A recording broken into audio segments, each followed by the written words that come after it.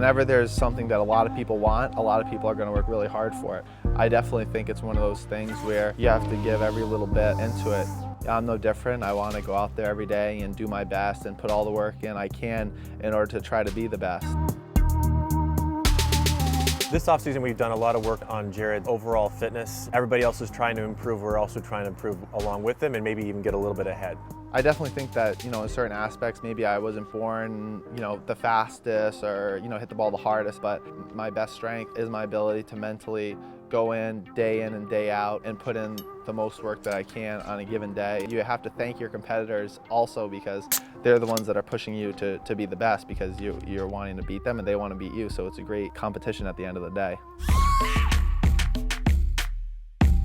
Often I'm putting down targets. Anything that we can get a little bit deeper from Jared is going to be really helpful. Move him around a bit at the baseline. If he gets a short ball, have him come in. All right, so just keep working depth here. Let it just unfold naturally. If you get a short ball, try to get in on it. I know it's tough with two guys, but if you get a floater, obviously move in on it. There. There we go.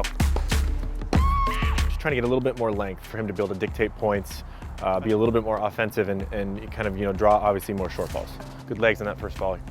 Good depth there.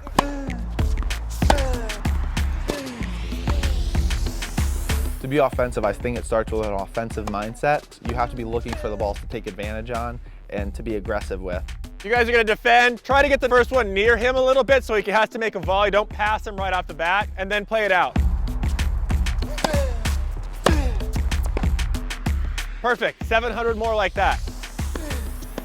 What this drill is A, improving his volleys because it helps him finish off those points, but B, it's getting him to those spots, and it actually helps the middle part of the game a lot. Good split step on that one there. I definitely think my net game and my transition game will help me take a big step forward in this upcoming year. Being able to finish off more points at the net and not be reluctant to come forward, but really wanting to look for opportunities to come forward and finish off points at the net will be a big asset to my game. 2-on-1s with Jared at the net, two guys at the baseline. The idea is to make these drills as accurate as possible if you're playing a long, hard point and really kind of kill your lungs. So you throw in a high ball, have him react, throw in a short ball, have him react. The quicker you can make that first step and getting there with those fast feet, the better you're going to be. What we've done in the off season a lot is getting him to the point where his lungs are absolutely burning, and I ask him, are they burning yet? Are they burning yet? And he'll say, yes, getting close. And I'll say, okay, 2 or 3 more balls. Try to get him past that point where he's really struggling so we can kind of build that. When you get two guys at the net, obviously they're not trying to put the ball away because they can put the ball away pretty easily. Get it away from him, float some balls back, drive some balls through the court, hit a few drop shots so he has to come forward. You just want to make it so that it's not predictable. Try to burn the legs out a little bit more by getting a little bit lower. Good feet, good legs. 2-on-1s are a great way to implement certain things that you wouldn't normally be able to implement if you're just hitting with one other player. Being able to open up the court, really hitting a lot of balls, I think is invaluable. These guys are making a lot of balls for him, not missing, so the longer you can make these points, these rallies before you have to feed another ball in, the better. That's good. There's definitely pressure now. Some guys know who he is now. They expect him to play high-level tennis. They sort of know how he plays. Just make sure you get that toss in the right spot, which is one of the reasons we're working on other kind of game styles, continuing to improve the serve, get the ball a little bit deeper so that guys can't kind of get used to his game.